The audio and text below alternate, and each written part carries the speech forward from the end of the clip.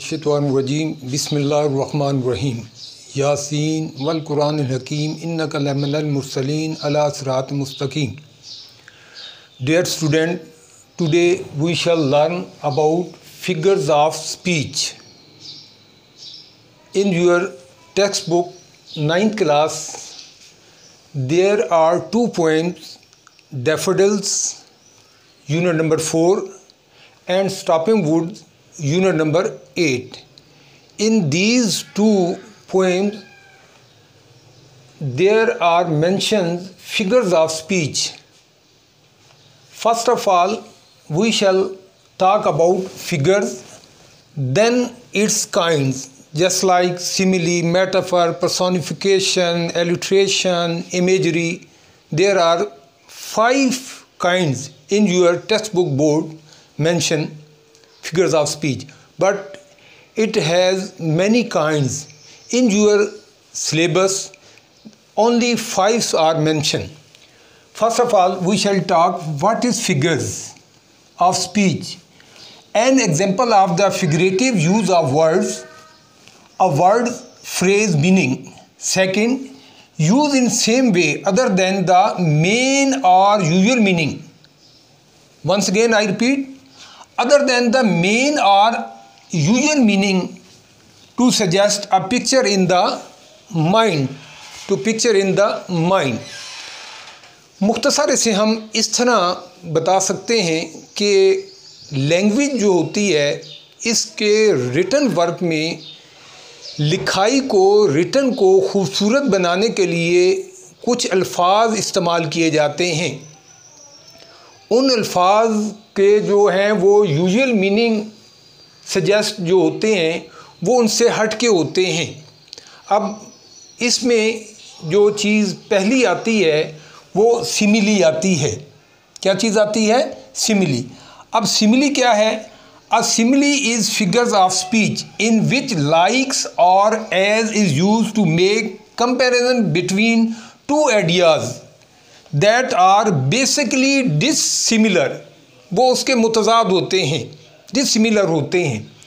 इसमें याद रखें कि लाइक और एज का इस्तेमाल होता है फिगर्स ऑफ स्पीच में। पहली चीज़ जो है वो सिमिली है, ये आपने उर्दू में भी पढ़ी है, तशबीह कहलाती है। इसमें ख़ास तौर पर लाइक और एज, ये 2 वर्ड्स आपने याद रखने हैं, जहन में रखने हैं कि लाइक और एज इस्तेमाल होते हैं तो वो सिमिली होगी। अब as black as crow, as black as crow, इसमें देखें कि ये एक सिमिली की एग्जांपल है। एज का इस्तेमाल किया गया, as black as crow. Second है as busy as bee, as busy as bee, यानी इतना मसरूफ़ जितना कि एक शहद की मक्खी होती है, यानी शहद की मक्खी की तरह मशहूर। तो ये इसको इसके साथ तशबीह दी जा रही है, ये सिमिली कहलाती है। नेक्स्ट देखें, एज जेंटल एज आ लैब, एज जेंटल एज आ लैब, ऐसा शरीफ जैसा कि भेड़ का बच्चा मेमना होता है। और नेक्स्ट है her eyes twinkle like stars, her eyes twinkle like star. अब यहाँ देखें लाइक आया है और इधर एज आया है, तो ये याद रखें कि सिमिली में एज या लाइक इस्तेमाल होंगे। दोबारा इसकी डेफिनेशन भी देखते हैं। A simile is a figure of speech. जैसे आप figure of speech, parts of speech होते हैं, नाउन है, प्रोनाउन है, एडजेक्टिव है, एडवर्ब है, इसकी मुख्तलिफ काइंड है, कंजंक्शन है। तो इसी तरह फिगर्स ऑफ स्पीच की जो पहली चीज़ है वो सिमिली है। ये एक ऐसे अल्फाज होते हैं, ये दोबारा जहन में रखें कि तहरीर को, अपनी तहरीर को खूबसूरत बनाने के लिए अल्फाज का इस्तेमाल किया जाता है। उनमें एक सिमिली का इस्तेमाल है, ये फिगर्स ऑफ स्पीच है। ये वो फिगर ऑफ स्पीच है जिसमें 2 चीज़ों के दरमियान उनका कंपेयर किया जाता है, मवाजना किया जाता है, किसी क्वालिटी की बिना पर, किसी सिफ्त की बिना पर। और इसमें यह भी याद रखें कि बेसिकली ये डिसिमिलर होते हैं, ये इसके साथ इनका कोई यानी सिमिलरिटी नहीं होती, एक जैसी चीज़ नहीं होती। और इसकी एग्जांपल क्या होगी कि इसमें किस तरह पता चलेगा, एज ब्लैक एज क्रो, तो इसमें एज इस्तेमाल होता है, एज बिजी एज बी, तो ही इज़ कह सकते हैं या she is as busy as B.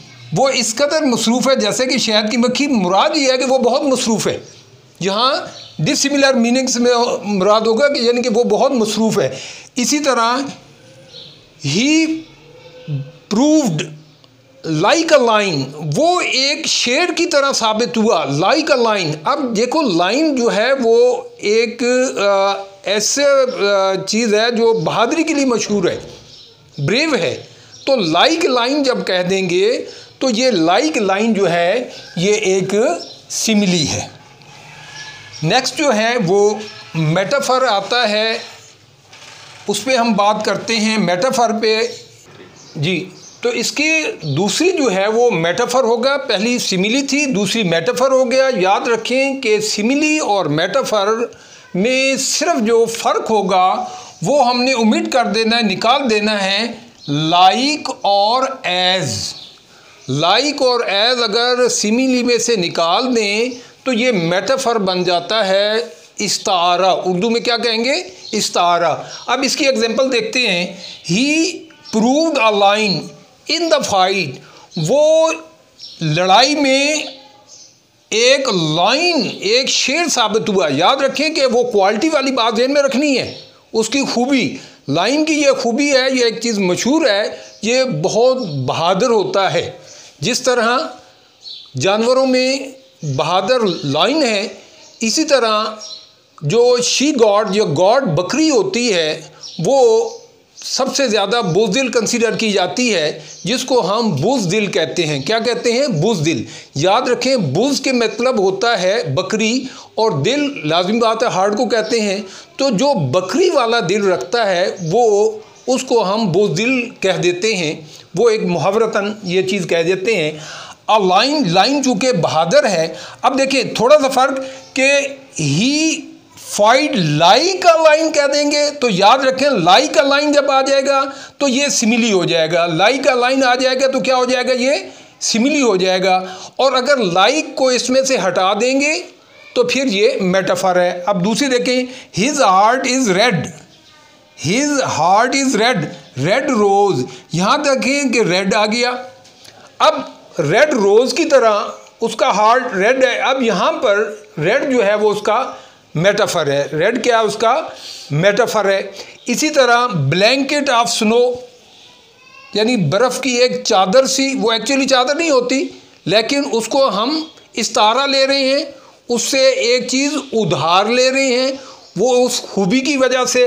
लिहाजा ये blanket of snow, heart of a line, वो अभी बात हुई थी कि लाइन जो है वो बहादुरी के लिए है, तो ये हार्ट ऑफ लाइन, ये सारे के सारे जो हैं ये हमारे पास मेटाफर की मिसालें हैं। जबकि ये हमारे पास सिमिली है, ये हमारे पास क्या है, सिमिली है। ये सिमिली है क्योंकि एज बिजी एज, इसको हम इस तरह कर लेते हैं, फिक्रा बना लेते हैं, she is as busy as B.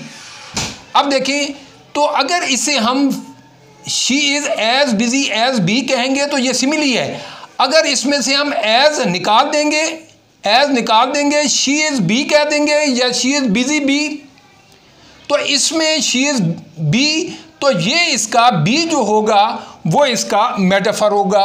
Her eyes twinkle like stars, अगर हम लाइक का इस्तेमाल करेंगे तो ये सिमिली होगा, लाइक स्टार।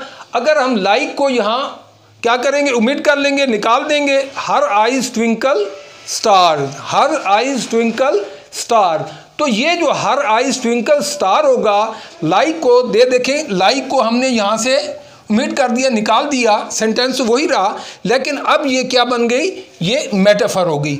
तो याद रखना इन दोनों का फ़र्क क्या होगा। अगर लाइक या एज है, अगर लाइक या एज है तो ये सिमिली होगी, और अगर लाइक या एज उसमें से निकाल दिया तो फिर ये क्या होगी, मेटाफर होगी। क्या होगी, मेटाफर होगी। Her eyes twinkle light. अब देखें आप में से कौन इसको, ये मेटाफर को कौन बनाएगा, सिमिली, अच्छा आप बना रहे हैं, ठीक है जी, क्या, अच्छा like, very good very good. इन्होंने कहा जी लाइक स्टार, तो वेल डन भाई, इसने her eyes twinkle like star, तो इसने आराम से मेटाफर को चेंज कर लिया, किसमें सिमिली में, किसमें चेंज कर लिया, सिमिली में चेंज कर लिया। तो ये दो चीज़ों का इनका फ़र्क हो गया कि दोनों में खूबी याद रखें वो एक होगी, उस खूबी की बिना पर हम इनका फ़र्क करेंगे। Third figures of part speech is personification. Third figures of part speech is personification. It is a figurative language technique where an object of idea is given human qualities. अब ये देखें कि ये भी तहरीर में खूबसूरती पैदा करने के लिए राइटिंग में तीसरी चीज़ जो है पर्सोनिफिकेशन है। इसमें आप देख रहे हैं कि ह्यूमन क्वालिटीज़ जो होती हैं वो किसी एन ऑब्जेक्ट को या किसी भी एक आइडिया को दे दी जाती हैं। यानी इसे हम ये कह सकते हैं कि इंसान की खूबी को, ह्यूमन क्वालिटीज़ को किसी बेजान को दे दिया जाता है। अब याद रखें कि हर एक की अपनी लैंग्वेज होती है। बायो वाले टीचर ठीक है, the flowers are dancing and flowers जब हम कह देंगे तो वो बायो वाला आपको टीचर कहेगा कि ये तो जानदार है, लेकिन हम अपनी इंग्लिश के हवाले से उसकी एग्जांपल दे रहे हैं, कोई जानदार बेजान नहीं पढ़ रहे। The flowers are dancing, the flowers are dancing. अब देखिए फ्लावर्स आर डांसिंग, तो फूल जो है वो डांस कर रहे हैं। अब डांस करना जो है वो क्वालिटी है ह्यूमन की, तो द फ्लावर्स आर डांसिंग। अब इंसान की जो ह्यूमन की डांसिंग क्वालिटी है वो फ्लावर्स को दे दी है, लिहाजा यहाँ पर ये पर्सोनिफिकेशन है। अब देखिए इसकी और example, the candle flame dance in the dark. अब जो कैंडल की फ्लेम है, शोला जो है वो डांस करता है इन द डार्क। अब लेकिन डांस करना ये क्वालिटी है, ह्यूमन क्वालिटीज़ है, तो ह्यूमन क्वालिटीज़ को हमने कैंडल को दे दी, एक ऑब्जेक्ट है उसको दे दी, लिहाजा डांस जो है वो पर्सोनिफिकेशन है। The sunflowers nodded in the wind, nodded in the wind, हवा में। याद रखें विंड और वाइंड, वाइंड उस वक्त पढ़ेंगे जब एक चीज़ को वाइंड करना हो, जैसे किस चीज़ को चाबी देनी है या वाइंडिंग पंखे की, इस किस्म की। और विंड उस सूरत में पढ़ेंगे जब इसको हमने ब्रीज के तौर पर इस्तेमाल करना हो। The sunflower nodded in the wind. अब नोडेड जो है ये एक जस्चर है, ये इंसान का जस्चर होता है जब वो किसी चीज़ को एक्सेप्ट करने के लिए या उसको इनकार के लिए, यानी वो हाँ करता है, सारे लाता है, तो ये नोडेड है। अब ये नोडेड जो है, ये sunflower nodded in the wind, ये नोडेड जो है वो पर्सोनिफिकेशन है। नोडेड क्या है? पर्सोनिफिकेशन है। तो थर्ड क्वालिटी जो है हमारे पास, इसकी जो काइंड है थर्ड पर्सोनिफिकेशन की, दोबारा सुनने, ये एक इंसान की क्वालिटीज़ या खूबियाँ होती हैं, करैक्टरिस्टिक्स होती हैं, जो कि किसी ऑब्जेक्ट को क्या उसके आइडिया के लिए दे दी जाती हैं। तो इन क्वालिटीज़ को जो कि फिगरेटिव लैंग्वेज टेक्निक में इनको पर्सोनिफिकेशन कहते हैं। इनको क्या कहते हैं? पर्सोनिफिकेशन कहते हैं। ये इसकी थर्ड टाइप हो गई जी। फोर्थ फिगर्स ऑफ स्पीच में जो बात आती है इमेजरी, इससे पहले हमारे पास आई थी सिमिली, आई थी सिमिली के बाद मेटाफर, मेटाफर के बाद पर्सोनिफिकेशन, और अब फोर्थ जो है वो इमेजरी है। अब यूज टू, यानी ये फिगर्स ऑफ स्पीच जो है use to create mental image in the mind of the reader, पढ़ने वाले के जहन में थ्रू विजुअल सेंस से, as well as sense of touch, smell, taste और साउंड। ये हम जानते हैं कि वो 5 सेंसेस जो होती हैं, जो हिस्स होती हैं, वो हमारे पास 5 होती हैं। उनमें अब देखें ये उन्हीं का जिक्र किया हुआ है, टच करना, वो स्मेल करना, टेस्ट है, ये विजुअल है, आँख से, कान से, ज़बान से, स्किन, जिल्द से, इनसे हम जो है imagery used to create a mental image in the mind of the reader अब वो जो रीडर पढ़ने वाले के जहन में वो कौन कौन सी चीज़ें हैं कि ये जो 5 सेंसेस हैं उन्हीं के ज़रिए से वो इमेज पैदा करता है। मिसाल के तौर पर जब हम बात करते हैं huge tree in the black and dark forest, तो लाजमी बात है हमारे जहन में जो चीज़ जिस चीज़ का खाका बनता है वो एक तारीक घने जंगल का बनता है। इसी तरह द रसलिंग ऑफ लीव्स, पत्तों की सरसराहट, रसलिंग पत्तों की जो आवाज़ होती है, साउंड होती है, उसकी आवाज़ जो है ये भी इसकी एक एग्जांपल है। अब सेंट ऑफ एप्पल्स, अब लाजमी बात है इसमें हम कौन सी सेंस इसकी इस्तेमाल कर रहे हैं, लाजमी बात है वो सूंघने वाली के सेंट ऑफ एप्पल्स है कि सेब की हम खुशबू सूंघ रहे हैं। तो इसमें जो इमेजरी इस्तेमाल हुई है वो कौन सा सेंस इस्तेमाल हुआ है, वो स्मेल वाला इस्तेमाल हुआ है। इसी तरह स्वीट एंड जूसी ऑरेंज, ये ऑरेंज के जो उन्होंने यहाँ इमेजरी बताई है, जब भी हम बात करते हैं या एक फ़र्ज़ किया हम जब लींबू की बात करते हैं तो लाजमी बात है हमारे मुंह में क्या आ जाता है, पानी भर आ जाता है। क्योंकि पानी भर आता है उसकी वजह है कि हमें उसके एक टेस्ट का पता है, तो वो ज़बान से टेस्ट जो है वो पता चलता है, तो ये इसका ताल्लुक टेस्ट से है। इसी तरह साउंड से भी है और रफ पाथ है। अब इसमें जो एक ख़राब रास्ता है वो हम किस तरह हमें पता चलेगा, इसका हमें स्किन से पता चलता है, क्योंकि वो जो स्किन है उससे भी हमें एहसास होता है इस चीज़ का। तो ये फिगर्स ऑफ स्पीच, इनका ताल्लुक जो है, ये याद रखें कि जितनी चीज़ें आई हैं ये सारी रीडर्स के लिए आई हैं, क्योंकि फिगर्स ऑफ स्पीच की एक डेफिनेशन ये भी है कि ये उस वक्त इस्तेमाल करते हैं जब अपनी तहरीर को वो ज़्यादा खूबसूरत, ज़्यादा चाशनी पे ऐसे करने के लिए। और लाजमी बात है जब राइटिंग होती है, तहरीर होती है, तो वो किसके लिए होती है, वो लाजमी बात है रीडर के लिए होती है। तो वो पढ़ने वाले के लिए, रीडर के लिए ये सारी चीज़ें बयान की जाती हैं। तो ये इमेजरी है। याद रखें कि जब इस किस्म की ये इमेजरी आप इस तरह जहन में रखें कि ये एक जहन में एक चीज़ का खाका बन जाता है। मिसाल के तौर पर जब हम फर्श पे या किसी चीज़ पे थोड़े से हम ट्राउज़र को ऊंचा करके चलते हैं और ऊपर से ऊपर नज़र उठाते हैं, तो वो लाजमी बात है हमारे जहन में किस चीज़ का कंसेप्ट आ जाता है, बारिश का आ जाता है। किस चीज़ का आ जाता है, बारिश का आ जाता है।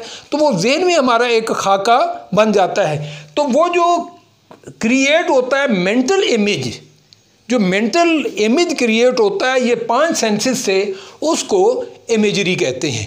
ये चौथी किस्म है।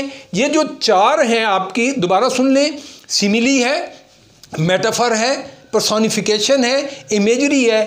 ये चारों की चारों आपकी चैप्टर 4 में जो पहली पोएम्स है, आपकी 2 पोएम्स हैं, पूरी बुक में 2 पोएम्स हैं और एक लाजमी 100% आपके एग्ज़ाम में आती है। और इससे बढ़ के आपका कोई भी 9th में क्वेश्चन ऐसा नहीं है जो 2 क्वेश्चन एक आए। आई थिंक हो सकता है मैथ में, फिज़िक्स में, केमिस्ट्री में कोई आपको कहे कि 2 में से 1 आएगा तो शायद हो, लेकिन मेरे नॉलेज में ये नहीं है। कम से कम इंग्लिश में आपके पास 2 समरी हैं। एक समरी 100% पेपर का जो वेट होता है उसमें लाजमी आती है, और ये चैप्टर नंबर 4 की जो डेफिनेट समरी है उसमें ये 4 दी हुई हैं। नेक्स्ट जो है वो हम पढ़ते हैं वो सिर्फ एक ही है, वो इलिट्रेशन है, वो स्टॉपिंग वुड समरी 8 में है, वो सिर्फ एक है। इन 4 और उस 5 को मिलाकर ये आपके पूरे फिगर्स ऑफ स्पीच जो आपकी बुक में है वो मुकम्मल हो जाते हैं। नेक्स्ट और लास्ट जो है फिगर्स ऑफ स्पीच में इलिट्रेशन है। ये एक्चुअली रिपीटिशन होता है of the same consonant sound in words. याद रखें कंसोनेंट साउंड होते हैं वॉल्स और कंसोनेंट होते हैं वॉल्स के अलावा जितने भी लेटर्स हैं हमारे पास वो सारे कंसोनेंट कहलाते हैं। मसलन ए वॉल्स में होता है, बी कंसोनेंट है, सी कंसोनेंट है। अच्छा जी, इसमें अब कंसोनेंट साउंड इन वर्ड्स। अब देखें W हुज वुड, अब देखें सेम इसका कंसोनेंट है W से, लिहाजा ये इलिट्रेशन है। हिज हाउस, अब देखें इसका क्या है, H है, इसका क्या है, H है, लिहाजा हिज और हाउस इनका जो शुरू का कंसोनेंट है वो रिपीटिशन हो रही है, उसको बार बार वही चीज़ दोहराई जा रही है। साउंड है, स्लीप है। अब यहाँ देख रहे हैं आप क्या है, एस है, ये भी क्या है, एस है। ये साउंड है और स्लीप है, ये भी टू और मोर, दो या दो से ज़्यादा जितने भी इस्तेमाल होंगे। अब देखें ये दो से ज़्यादा हो गया, क्या है, वाज, वुड और विद। अब देखें ये सेम रिपीटिशन है कि वाज, वुड, विद, जो ऐसे यानी पोएम में ऐसे वर्ड्स जिनका लेटर सेम हो, कंसोनेंट उनका सेम हो, यानी उनकी रिपीटिशन हो, बार बार वही दोहराया जा रहा हो, that is called alliteration, that is called alliteration. अब यहाँ देखें कोई और भी मिसाल के तौर पर, वैसे हम रफ सी एग्जांपल लेते हैं। रफ सी इसलिए कह रहा हूँ कि ये उससे नहीं है। मसलन क्लास में 3 लड़के ऐसे हैं जो एक का नाम अली से है, एक अली है, एक असलम है। देखिए हम अली और असलम दोनों का लेटर्स क्या है, वेल डन, ए है, क्या है, ये ए है। इसी तरह हाशिम है, हमज़ा है, इसमें देखो क्या है, एच है, क्या है, एच है। तो अब मेरे ख्याल में बात क्लियर होगी कि ये रेपिटिशन होता है साउंड का, कॉन्सोनेंट का, डब्ल्यू है, ये डब्ल्यू है, ये सेम हो गया, लिहाजा ये क्या है, रिपीटिशन है इनकी। ये रिपीटिशन जो है सेम कंसोनेंट साउंड की, तो रिपीटिशन ऑफ साउंड जो है वो इलिट्रेशन कहलाता है। हिज हाउस में देखिए आप एच, एस, एस, डब्ल्यू और डब्ल्यू, तो ये 5 आपके फिगर्स ऑफ स्पीच हैं। अब इनको हम याद कैसे रखें, इसके लिए हम देखते हैं कि इसको अगर हम ये देखें, ये क्या लिख रहे हैं, ये क्या लिखा है, पढ़ें, क्या है, एम्स, क्या लिखा है, एम्स। एम किसे कहते हैं, मकसद को। वो हमारा परफेक्ट होना चाहिए, वो हमारा क्या होना चाहिए, परफेक्ट होना चाहिए। अब बात क्लियर होगी। अब देखें ए से क्या है, ए से हम क्या ज़हन में ले आए, ए से क्या ले आए, एलिट्रेशन, क्या ले आए, एलिट्रेशन। और आई से अभी पढ़ा था, आई से क्या होगा, इमेजरी, क्या पढ़ेंगे, इमेजरी। एम से क्या होगा, ये आपने खुद होमवर्क करना है, एम से क्या होगा, मेटाफर, वेरी गुड, क्या होगा, मेटाफर। एस से क्या होगा, बोलें शाबाश, हाँ, सिमिली, क्या है, सिमिली। और पी से क्या होगा, पी से क्या होगा, पर्सोनिफिकेशन, वेल डन। अब देखें वो एम्स हमारा जो है वो परफेक्ट होगा, एम जो हमारा होगा परफेक्ट होगा, वो किस तरह होगा कि वो फिगर्स ऑफ स्पीच हमारे तैयार हो जाएंगे। दोबारा देख लें, ए आई एम एस, ये तरतीब इसकी यूनी है, लेकिन हमने चूँकि इसे याद रखना है तो इस तरतीब को आपने याद रखते हुए एम पी लिख लेंगे। एम पी से आप इसको याद रख सकते हैं कि ये एलिट्रेशन है, इमेजरी है, मेटाफर है, सिमिली है और पर्सोनिफिकेशन है। लिहाजा ये 5 चीज़ें जो हैं ये आपकी फिगर्स ऑफ स्पीच है। दोबारा इसे सम अप करते हैं। याद रखें कि कोई भी राइटर अपनी राइटिंग को खूबसूरत बनाने के लिए जो अल्फाज इस्तेमाल करते हैं, ख़ास तौर पर पोइट्री में, वो सिमिली कहलाता है। और यहाँ बड़ी क्लासों में आप पढ़ेंगे जाकर, इसका नाम जो है ट्रोप भी है, ट्रोप, इसको यानी कि आसान लफ्ज़ों में फिगर ऑफ स्पीच कह देंगे। और लिटरेचर में या बड़ी क्लासों में जाएंगे तो ये ट्रोप भी कहलाता है। ये सेम चीज़ है। Thank you very much.